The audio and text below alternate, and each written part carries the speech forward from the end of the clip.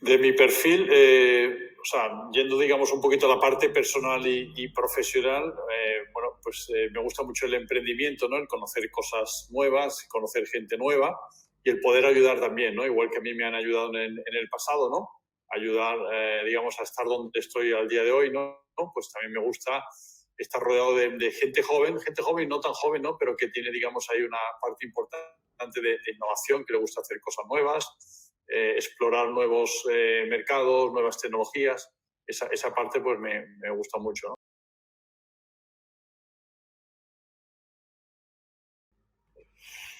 Bueno, primero, o sea, yo creo de que el que alguien analice, digamos, si quiere ser o no quiere ser emprendedor, o si tiene las cualidades, etcétera, yo creo que eso ya es positivo, ¿no? O sea, evidentemente no todo el mundo está preparado para emprender, ¿no? Porque al final, oye, pues no deja de ser, digamos, una tarea complicada, ¿no? Y que es muy exigente, es dura, es compleja, etcétera. Pero bueno, el ponerte a prueba y en un entorno controlado como puede ser la universidad, yo creo que es súper positivo, ¿no? Porque oye, al final puedes compatibilizar tus conocimientos que adquieres en la universidad, llamémoslo más o menos práctico, y luego llevarlo a cabo, ¿no? Y al final pues tienes también el soporte de todo el claustro de profesores, ¿no? Y luego pues también alumnos con los cuales normalmente siempre sueles tener bastante buena relación y es más accesible y puedes tener acceso a diferentes perfiles, ¿no? Porque evidentemente ninguno de nosotros somos Superman y somos los mejores en cada campo, en cada tarea, con lo cual el tener acceso a amigos o compañeros con diferentes perfiles o con diferentes habilidades, pues yo creo que es súper positivo, ¿no? Y como digo, es como en un entorno de confianza, ¿no? Pues muchas veces el enfrentarte al mundo real, al salir a la calle y decir, oye, ¿por dónde empiezo? ¿Con quién empiezo? ¿No? Pero si tú estás en un ambiente controlado a nivel de profesores, de conocimiento y de compañeros que te puedan acompañar y complementar tus posibles carencias, pues yo creo que es súper positivo como primer test, ¿no? De, oye, ¿de qué va esto? ¿Estoy capacitado? ¿Me gusta o no me gusta, no?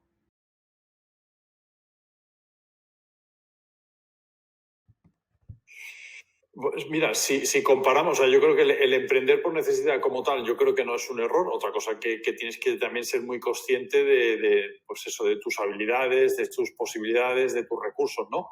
Si comparamos culturalmente qué es Estados Unidos y qué es Europa o España, ¿no? Que lo tenemos más cercano, España es, vivimos y trabajamos en un entorno más controlado, más seguro, donde hay ayudas gubernamentales, etcétera. Estados Unidos es bastante todo lo contrario, ¿no? Es gente, en muchos casos, gente hecha a sí misma, muy emprendedores, porque no tienen esa red de salvamento que tenemos en España, ¿no? Por la parte pública, ¿no?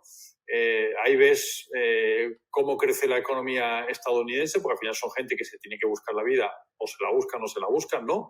Tampoco hay tema de desempleo, con lo cual hace pues, que la economía sea mucho más dinámica. Cuando hay algún tipo de crisis, pues vemos que rápidamente sale a flote y que los ratios de desempleo son bajísimos. Estás hablando de un 3%, que es un paro estructural, mientras que en España todavía seguimos, no sé si ahora está en el 14, en el 15%, ¿no?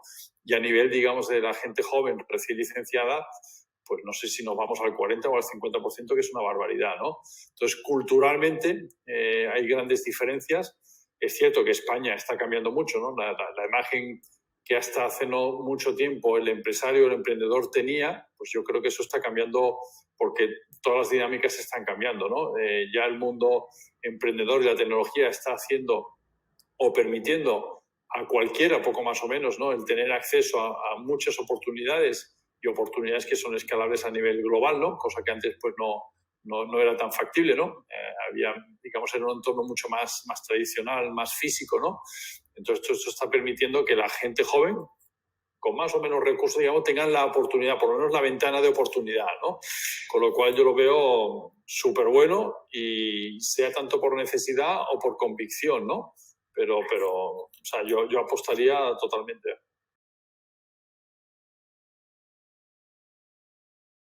Sí.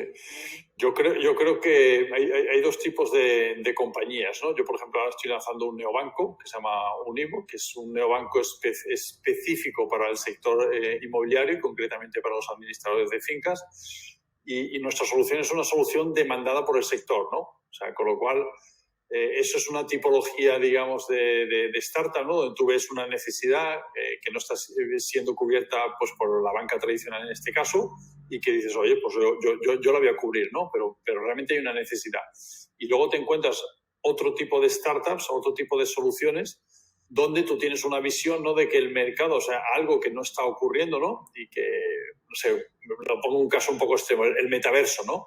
Pues el metaverso, hay alguien que tiene la visión de que la vida, nuestra vida o la forma en que interactuamos, etcétera, etcétera, va a ocurrir de una forma diferente y es capaz de imaginárselo y llevarlo a cabo, ¿no? O como Tesla, ¿no? Cuando lanzó el coche eléctrico, pues partía totalmente de una hoja en blanco y con lo cual estás partiendo de una hipótesis que evidentemente es más difícil de validar, ¿no? Porque al final estás trabajando con unos elementos o con un mercado que no existe y tú lo vas a crear, ¿no? O cuando Steve Jobs, que decía, no le preguntes a tus clientes qué tienen, sino ponle delante pues, lo que van a necesitar cuando lanzó el iPad, ¿no? Evidentemente, si tú eres capaz, digamos, en un entorno que es más complicado o menos cierto, ¿no? Pues hacer, digamos, test, ¿no? Grupos, focus groups, etcétera, de tal forma que te puedan validar en cierta forma que tu propuesta de valor o tu hipótesis que tiene sentido, ¿no? Y siempre empezar poquito a poco, ¿no? No tienes que crear el megaproducto, sino que tienes que empezar con algo pequeñito e ir testeando que realmente tu mercado está ahí, que te lo compra y que repite, ¿no? Que tiene una compra repetitiva continuada en el tiempo, ¿no?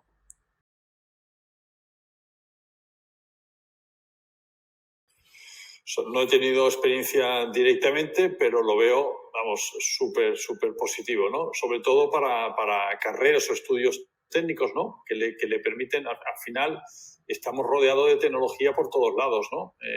Con lo cual, el poder habilitar, digamos, una vía de crecimiento para lanzar soluciones apoyados en esas tecnologías, lo veo súper positivo, ¿no? Al final, todas las nuevas startups tienen un componente, unas en mayor medida, otras en menor medida, pero todos tienen un componente tecnológico muy importante, ¿no? Entonces, el poderle dar solución y soporte a todo este tipo de personas, pues lo veo súper positivo. O sea, yo experiencia internacional como tal sí que he tenido bastante y también con equipos que están distribuidos por el mundo, ¿no? Aquí lo difícil, digamos, es la cohesión del equipo, ¿no? El conocer, digamos, a las personas, cuáles son sus habilidades, cuáles son los retos, cuáles son sobre todo los compromisos, ¿no? Sobre todo yo diría que, y más con la distancia, ¿no? Estamos cada vez en un entorno en que el trabajo híbrido o el remoto, sobre todo por la parte tecnológica, está aquí para quedarse, pero sobre todo es el entender el compromiso que tiene cada una de las partes, ¿no? Como decía, el trabajo en remoto es cada vez más habitual. Estamos continuamente trabajando con equipos que están en diferentes áreas geográficas, con lo cual eso no lo veo ningún tipo de problema. El tema es el compromiso que hay por todas las partes, porque al final la distancia lo que hace es que esa vinculación pues, que sea más complicada.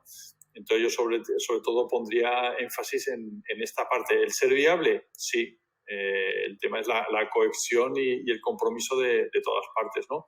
Y sobre todo también tener un foco a nivel de mercado, ¿no? Tienes que tener muy claro por dónde vas a arrancar, empezar pequeñito, empezar por un área geográfica y a partir de ahí tener la capacidad de escalar a nivel global, ¿no? Pero el que tengas influencia de diferentes áreas geográficas, yo creo que es súper positivo porque al final también ves otros puntos de vista, otras necesidades, qué está pasando al otro lado del Atlántico, ¿no? Por ejemplo, pues al final te hace también abrir tu mente, ¿no? Incluso como experimento, ¿no? A nivel de estudiantes, pues te ayuda a abrir la mente, ¿no? Y a generar sinergias que en todo este entorno en el que nos movemos, el tener un network fuerte es lo más importante, ¿no? No solo para hoy, sino para tu crecimiento futuro. Yo, cuando entré en el mundo tecnológico, que fue en el año 2007, fue porque me fui a vivir a México y ahí lancé, digamos, una iniciativa. Estuve en el sector de videojuegos, etcétera, con lo cual estuve 3 años y sí que tuve bastante relación, evidentemente, Lo que pasa que del año 2007 a lo que está ocurriendo ahora 15 años después, pues ha cambiado radicalmente, porque en aquel entonces el concepto de startup como tal prácticamente ni existía, ¿no? Y no había un ecosistema como tal, ¿no? Entonces ha cambiado radicalmente. Es cierto que las startups españolas, normalmente su mercado natural de expansión suele ser Latinoamérica, ¿no? Y hay casos de éxito, ¿no? Pero cada vez hay iniciativas que son también más globales, ¿no? Luego también el entorno startup se está potenciando mucho en lo que es las startups del mundo SaaS, ¿no? De Software as a Service, que tienen, digamos, una visión bastante global, ¿no? Luego, a nivel de startups, más concretamente de Latinoamérica, no tengo mucha relación con ellas al día de hoy, pero sí que hay un ecosistema muy robusto, ¿no? En México y en otros países de Latinoamérica, con grandes inversiones por parte de fondos internacionales, que incluso están consiguiendo rondas con importes superiores a la que consiguen startups aquí en España, ¿no? Porque al final ellos en aquel lado del Atlántico pues tienen un mercado pues muy grande, ¿no?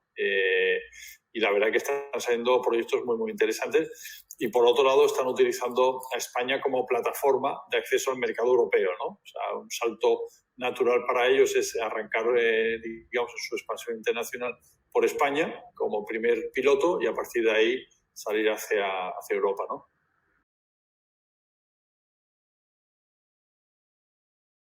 Sí. O sea, yo creo que, hablando de lo que estábamos comentando anteriormente, de que estamos en un entorno internacional pues cada vez más globalizado, y el talento pues está por el mundo. Fíjate que yo, cuando arranqué en el mundo startup, vivía en Sevilla, pues soy de Sevilla, y intentamos montar, digamos, hay un ecosistema del sector de videojuegos, ¿no? Una de las mayores dificultades que teníamos en ese momento era cómo atraer talento internacional a Sevilla, ¿no? Porque era más sencillo, evidentemente, Barcelona por su ubicación, exposición internacional, etcétera. Entonces, esto llevado, digamos, al caso de Canarias o de La Palma, pues al final es un entorno, pues, es súper conocido, digamos, a nivel internacional, es muy atractivo. O sea, todos los europeos evidentemente conocen Canarias, y de hecho muchísimos pasan sus vacaciones allí, con lo cual, como punto de atracción a talento internacional, ¿no? Pues aparte del tema geográfico, clima, playa, su gente, etcétera, etcétera, yo creo que eso es súper positivo, ¿no? En Málaga también se está convirtiendo en un punto muy interesante, ¿no? Para el entorno tecnológico, precisamente por eso, ¿no? Porque al final combinas el tener mar, el tener montaña, el buen clima, la alimentación, el tener buenos aeropuertos y buenas conexiones internacionales. Eso hace que el atraer a talento internacional lo haga mucho más atractivo, ¿no? Sí, en mi caso particular, yo sí que invierto en fase totalmente inicial, o sea, primera ronda o segunda máximo, pero normalmente en primera ronda. Pero estamos viendo, ¿no?, que ya no solo fondos españoles, ¿no?, sino también fondos extranjeros que tienen una alta capacidad, digamos, de inversión, y que normalmente suelen invertir en etapas posteriores, en una serie A o más adelante, con rondas de medio millón, 1 millón o varios millones, ya están llegando a España. Y de hecho a mí me contactan bastante, ¿no?, porque quieren tener acceso a este tipo de startups en fases iniciales, haber detectado cuáles son los equipos más punteros que hay en el ecosistema, ¿no?, y que les permita tener acceso a todos ellos, incluso invertir pequeños tickets, ¿no? O sea, antes, hasta hace relativamente poco, a un fondo de este tipo no se le pasaba por la cabeza invertir un ticket de 25.000 o de 50.000 euros, y cada vez están más activos, ¿no? ¿Por qué? Porque al final también ellos sufren también mucha competencia, porque hasta hace, no sé, me lo invento, 3, 5 años los fondos extranjeros invertían en España con cuentagotas, pero una vez visto pues el potencial del ecosistema y ejemplos como Cabify, Globo, etcétera, y que tienen una exposición global, pues dice, oye, que hay un ecosistema muy interesante y vamos a ir acercándonos a España, y esto al final genera competencia y les fuerza, digamos, a entrar en rondas más iniciales, ¿no? Con lo cual, de cara al emprendedor es muy positivo.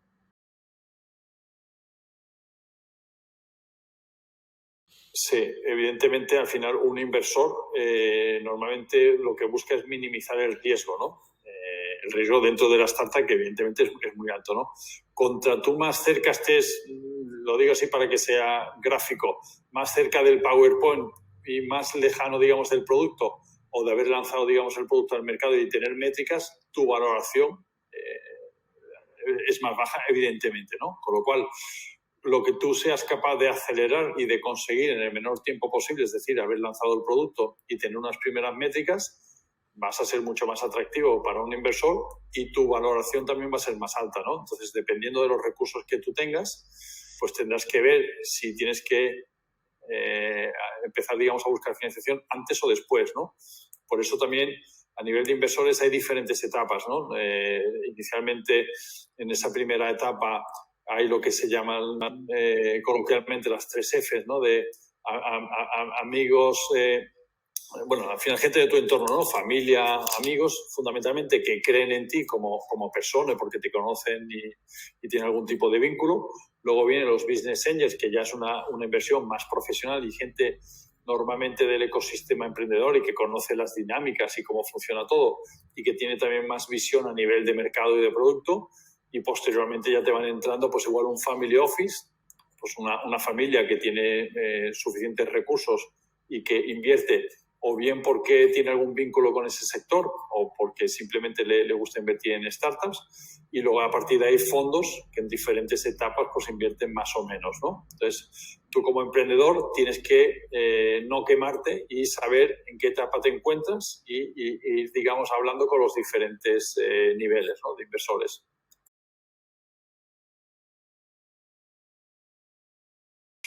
Pues mira, tengo dos experiencias. Una experiencia que invertí pues hace ya 6 años más o menos en una plataforma que precisamente hacía eso, ¿no? Lo que hacía era la emisión de los tokens, ¿no? O de los ICOs, pero en aquel momento hubo un boom muy fuerte a nivel internacional, pero luego como que se vino abajo, ¿no? Yo personalmente no soy muy fan del tema. Me parecía un poco burbuja, ¿no? Porque al final tú no estás cediendo equity, estás dando, digamos, una moneda que va, digamos, en paralelo a la valoración o a las métricas que tenga la compañía, ¿no? Entonces me parecía un poquito, no me encantaba la idea, ¿no? Es cierto, por ejemplo, ahora yo estoy lanzando un club de inversión con un par de socios donde tenemos una plataforma tecnológica de tal forma que las participaciones en una startup se tokenizan, ¿vale? Y permite generar un mercado secundario, ¿no? Es decir, yo como inversor invierto en una startup X euros y normalmente hasta que no ocurre un evento liquidativo, una compraventa o una ampliación de capital, yo no voy a recuperar mi inversión, ¿no? A través, por ejemplo, de esta plataforma tecnológica, lo que hacemos es tokenizar las participaciones y que si tú, Alejandro, por ejemplo, tienes interés en comprarme mi participación, pues que sea todo mucho más sencillo y mucho más líquido, ¿no? Entonces, en esa parte sí que lo veo y evidentemente hay una necesidad por cubrir, ¿no? Porque al final esa tokenización lo que te permite es como organizar una bolsa, ¿no? Igual que está la bolsa de valores de las grandes compañías, pues a nivel de startup, pues similar, ¿no? Y te permite pues dar liquidez al mercado. Bueno, pues intentar llegar al ecosistema, ¿no? Cuando digo el ecosistema, si tú no estás dentro del ecosistema, pues te va a ser muy difícil identificar a los emprendedores y a los proyectos, ¿no? Y que incluso te den, digamos, la opción de invertir. Con lo cual, hay muchas universidades que tienen montados pues, ese pequeño ecosistema, un club de inversión, a través del cual ellos atraen o bien talento de la propia universidad o de fuera de la universidad, pues, de la ciudad, donde presentan sus proyectos, ¿no? Y ahí acuden los inversores, ¿no? Eso es una primera forma de tener acceso.